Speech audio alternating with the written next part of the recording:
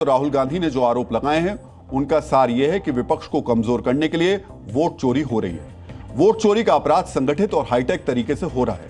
Vote चोरी के आरोपियों को चुनाव आयोग बचा रहा है, यह आरोप राहुल गांधी के हैं। यह आरोप है और जांच के बाद ही सच सामने आएगा इन आरोपों में कितनी सच्चाई है।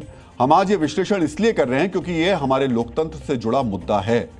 बड़ा सवाल यह है कि क्या भारत के लोकतंत्र में वोट चोरी संभव है। 1990 के दशक में बूथ कैप्चरिंग जैसी शिकायतें जरूर थी, लेकिन देश की लोकतांत्रिक प्रक्रिया को दूषित करने वाले वोट चोरी का आरोप गंभीर है। राहुल गांधी के आरोपों पर चुनाव आयोग ने अपना पक्ष भी रखा है। चुनाव आयोग ने सोशल मीडिया पर पोस्ट लिखकर राहुल गांधी के आरोपों को झूठा बताया। आयोग ने कहा कि ऑनलाइन शिकायत कर वोटर लिस्ट से नाम हटवाना आसान नहीं है। वोट डिलीट करने से पहले प्रभावित व्यक्ति को अपना पक्ष रखने का पूरा मौका दिया जाता है। चुनाव आयोग ने याद दिलाया कि इस मामले में खुद आयोग की तरफ से एफआईआर दर्ज कराई गई है। चुनाव आयोग ने कहा कि उसका डेटा फुल प्रूफ है और उसमें हेरफेर संभव नहीं है। सिस्टम को हैक करना संभव नहीं है। चुनाव आयोग ने राहुल गांधी से कहा कि वो कर्नाटक सीआईडी से कहे कि उसने कब कब चुनाव आयोग को चिट्ठी लिखी। चुनाव आयोग के इस बयान के बाद कर्नाटक सीआईडी ने एक चिट्ठी जारी की है। इसी साल जनवरी, फरवरी, मार्च, अप्रैल, अगस्त और सितंबर के महीने में चुनाव आयोग को चिट्ठी लिखी गई। यहां हम आपको ये बताना चाहेंगे कि वोटर लिस्ट से नाम हटाने के लिए ऑफलाइन के साथ ऑनलाइन व्यवस्था भी है। इसके लिए चुनाव आयोग जरूरी दस्तावेज मांगता है। सभी दस्तावेजों की जांच के बाद ही नाम हटाए जाते हैं। यह प्रक्रिया इतनी आसान नहीं है कि कोई भी किसी का वोटर लिस्ट से नाम डिलीट करा दे। इसलिए राहुल गांधी के आरोपों का पर अब इस वक्त सवाल भी उठ रहे हैं। हर बार झूठा नैरेटिव फैलाते। यहां इतने सारे लोग हैं, आप किसी का वोट कटा है क्या? जोर से बोलो, किसका कटा है?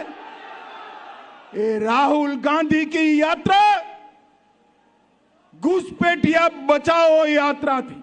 वोट बैंक के घुसपैठियों को नौकरी देने का काम ये राहुल बाबा एंड कंपनी कर रहे हैं।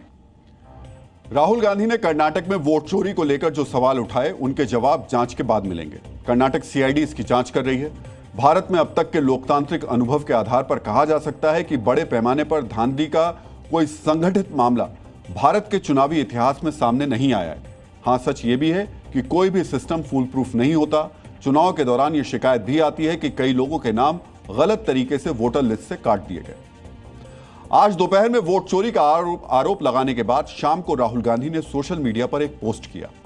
पोस्ट में राहुल गांधी ने लिखा कि देश के युवा, देश के छात्र, देश की जेनजी संविधान को बचाएंगे, लोकतंत्र की रक्षा करेंगे और वोट चोरी को रोकेंगे। राहुल गांधी का यह पोस्ट आते ही वायरल हो गया। सोशल मीडिया में उनके पोस्ट की चर्चा हो रही है, उसके मतलब निकाले जा रहे हैं। इस पोस्ट में ध्यान देने वाली बात है जेन जी। राहुल गांधी ने अपने पोस्ट में खास तौर पर जेन जी शब्द का प्रयोग किया।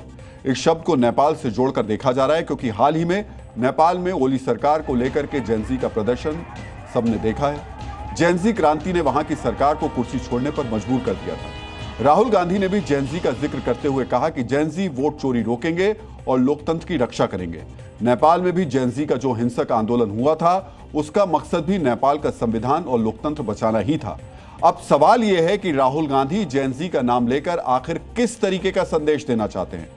क्या वो ये चाहते हैं कि हमारे देश में भी नेपाल की तरह युवा सड़कों पर उतरें और हिंसक आंदोलन करें?